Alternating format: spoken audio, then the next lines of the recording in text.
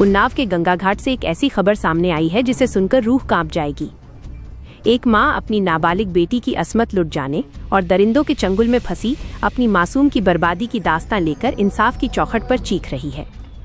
आरोप है कि 14 अप्रैल को बच्चों को कोचिंग पढ़ाने निकली एक निहत्थी युवती को कोल्ड ड्रिंक में नशा मिलाकर बेहोश किया गया और फिर उसे एक होटल के अंधेरे कमरे में ले जाकर न केवल उसके साथ घिनौना दुष्कर्म किया गया बल्कि उसकी मर्यादा को तार तार कर उसका अश्लील वीडियो भी बनाया गया।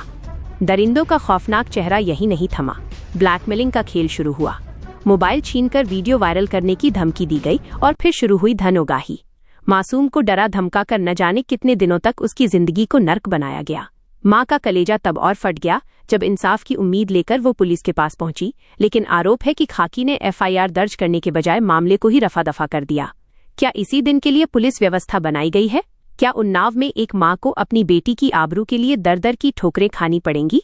सवाल गंभीर है और जवाबदेह पुलिस प्रशासन से लेकर उन दरिंदों तक हर कोई कटघरे में है। अब देखना ये है कि क्या पीड़िता की गुहार पर आला अधिकारी कोई सख्त कदम उठाते हैं या फिर इस मामले को भी ठंडे बस्ते में डाल दिया जाएगा। उन्नाव की ये खौफनाक वारदात आज प्रशासन की संवेदनशीलता पर एक बड़ा सवालिया निशान खड़ा कर रही है।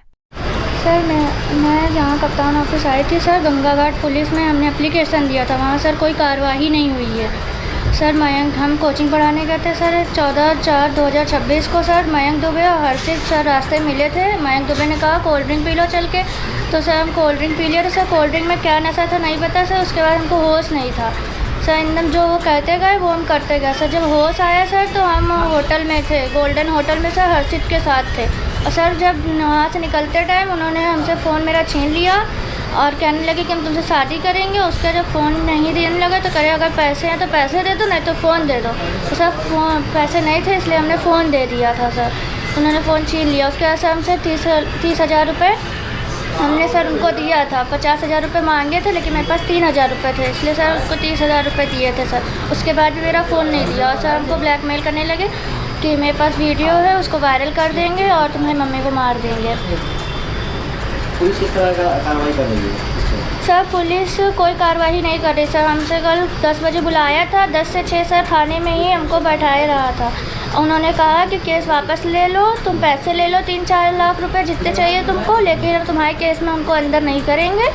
हम उनके ऊपर दूसरा मामला लगा के उनको मार के उनसे पैसे दिलवा के उनको बाहर निकाल देंगे। आप क्या चाहती हैं? सर हमको सजा चाहिए। लखनऊ की हर बड़ी हलचल, अपराध की सच्ची खबरें, द लखनऊ टाइम्स, सबसे तेज, सबसे सही।